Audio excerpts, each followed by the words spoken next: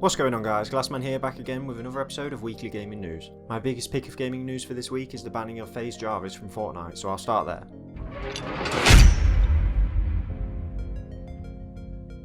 Epic Games sent out a pretty strong message this week to players of Fortnite. That message being don't cheat. Popular FaZe clan member and until now Fortnite streamer Faze Jarvis learned this lesson the hard way this week when Epic smashed him with the ban hammer. I say smashed because Jarvis didn't just get a slap on the wrist and a 6-month ban. No, Epic made an example out of Jarvis and straight up banned him for life. So yeah, that's quite a long ban for someone whose bread and butter is playing the game. So like I said, Epic's reasoning for the ban was cheating, and we're not talking a little stream sniping, we're talking full on aimbotting. The now deleted video from the streamer's YouTube channel showed him using the hacks and even showed you from his perspective how the hack looked. Jarvis continuously runs around the map doming people while shouting things like, "I'm so getting banned." Now Jarvis made a new account to test these hacks on, so probably thought he was going to be safe and that only the account he used the hacks on would be banned. Well, that wasn't the case. In a new video titled "I've been banned from Fortnite, I'm sorry," Jarvis explains how much Fortnite means to him and the grind he has been putting in over the last 2 years. He then goes on to let everybody know he has been permabanned. Halfway through the video, Jarvis starts getting very emotional and says he only made these videos to entertain his viewers and that he never thought about the consequences. So here's a quick video recap from the aimbot video to the apology video. Watching me. Uh-oh, I'm getting banned. Oh! I'm getting banned! It didn't even cross my mind to think that I could be banned for life on Fortnite from those videos. At the time I posted those videos, I was completely oblivious to what could happen to me, like what the consequences were. So yeah, I'm not 100% sure Jarvis is being truthful when he says he didn't think about the consequences. And it's not even like he can use the excuse of thinking they'd only ban the new account, as he is a massive personality with his face in the corner of every video he does. So obviously Epic don't need to have the detective capabilities of Sherlock Holmes to figure it out. The Ninja stepped in and said that a lifetime ban is too much and thinks there are other ways around punishing against these kinds of events. And FaZe owner Faze Banks even stepped in with a very valid point. That point being that it's pretty messed up that Ziff, the player who cheated at the Fortnite World Cup, would only receive a 2-week ban when stakes were a lot higher compared to somebody who cheated for the purpose of entertainment. My opinion is that obviously using the aimbot for the video was stupid, very stupid. You're violating the terms of service and advertising it out on the internet for everyone to see. But my opinion on the length of the ban is that it is harsh. Like, I understand that Epic is trying to make an example of Jarvis and protect their IP, but at this point I'm sure everybody has got the message on their stance on cheating. So surely now they could reduce the ban and maybe fine him like Ninja suggested. And they could use this as an opportunity to show that going forward, cheating will not be tolerated. I don't know, that seems reasonable to me. I don't watch Faze Jarvis, I don't find his content to be to my liking, but a lifetime ban is probably not the best way to combat this one.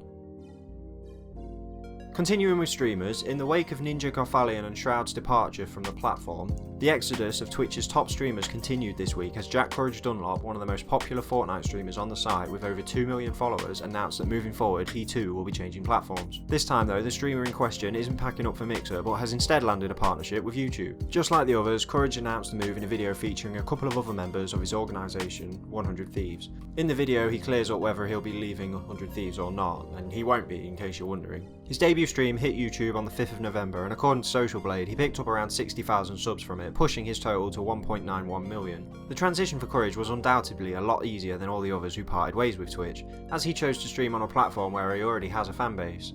Speaking to press about the whole thing, Courage said, "I'm very excited to continue expanding my relationship with my YouTube audience, as well as leverage the platform for new collabs and experiences.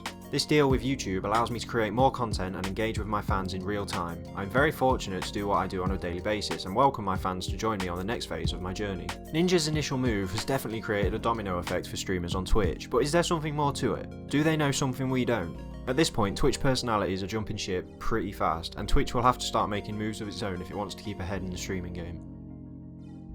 Hideo Kojima is by no means shy about his love of movies, and his games have plenty of obvious nods to his favourite ones. So much so that he has even made a list of 15 films that inspired the Metal Gear series. He has also famously and strangely said that his body is 70% made of movies, much like the 70% of water in the human body. So news that he and Kojima Productions are going to be making films in the future seems like it has been a long time coming. In a BBC documentary that I'll drop below if you're interested, Kojima says, "In the future, Kojima Productions will also start making films. If a person can do one thing well, then they should be able to do anything well." There was no clarification as to when the studio will start making films, just in the future. Continuing, Kojima says he believes that within the next 3 to 4 years everything will move to streaming and that movies, TV shows and games will all be competing in the same space. We have already heard something similar from Netflix before, who once said that Fortnite is one of their biggest competitors. One thing is for sure, if his games are anything to go by, then some of the movies that studio will be punching out will be hella weird.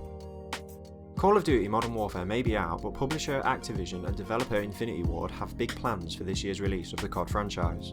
Looking ahead, it looks like we'll be treated to a seasonal approach to post-launch content, similar to that of Fortnite's popular Battle Pass progression system. In an earnings report earlier this week, Activision said that the already confirmed Battle Pass content for Modern Warfare, which will replace the franchise's loot box norm, is launching in December, slightly later than expected. This will come as sour news to heavily invested players of Modern Warfare, but Infinity Ward in the meantime has kept their word on keeping multiplayer fresh, dropping 2 new maps and the Hardpoint game mode into the game for free. The Battle Pass has been promised to allow players to see the content they will be earning and buying, again in a similar fashion to Fortnite's Battle Pass model. The Battle Pass may even go hand in hand with the Battle Royale mode, as leakers have been digging through game files and finding possible references to a Battle Royale mode. With Infinity Ward and Activision keeping very quiet on whether the game mode will be coming to Modern Warfare, this information is worth taking with a grain of salt, as unofficial information is never worth betting on. Well, that's it for this week's gaming news. If you liked the video, hit the like button. If you disliked it, hit the dislike. And if you want to watch last week's gaming news, then just click here on the screen. Anyway, till the next one, stay glassy, love you, bye.